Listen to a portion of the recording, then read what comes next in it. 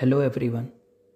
Do these finger exercises as these are important, and side by side listen to the wisdom literature.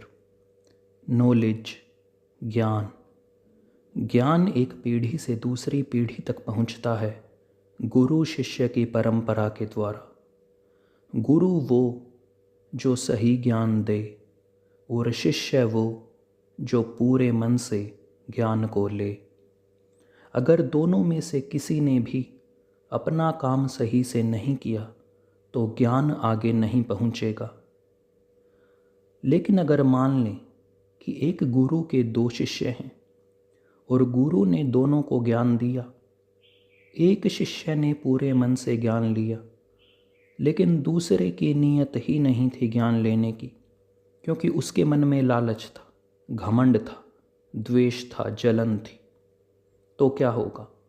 वो ज्ञान नहीं ले पाएगा और तब वो इल्ज़ाम लगाएगा गुरु पर कि आपका शिष्य जो दूसरा शिष्य है वो आपका चहेता है, वो आपका प्यारा है, इसलिए आपने उसको ज्ञान दिया और मुझको नहीं दिया। गीता पहले अध्याय के 3 श्लोक में दुर्योधन क्या कहता है? पश्यताम पांडुपुत्राणाम आचार्यम महतीम चमूम व्यूढ़ाम द्रुपद पुत्रेण तव शिष्येण धीमता। कि देखिए आचार्य, पांडुपुत्रों की इस विशाल सेना को और इसकी व्यूह रचना आपके बुद्धिमान शिष्य द्रुपद के पुत्र ने की है।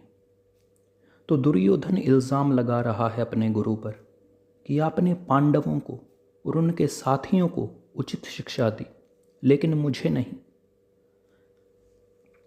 अब द्रोणाचार्य ने तो कौरव और पांडव दोनों को शिक्षा दी है, तो दुर्योधन में ये काबिलियत क्यों नहीं है कि वो भी ऐसी ही व्यूह रचना कर सके? क्योंकि उसने सही से ज्ञान लिया ही नहीं। उसके मन में था लालच, घमंड, द्वेष, और इस कारण वो सही ज्ञान नहीं ले पाया और अब वो इल्ज़ाम लगा रहा है अपने गुरु पर। तो ये हुआ गीता का 3रा श्लोक।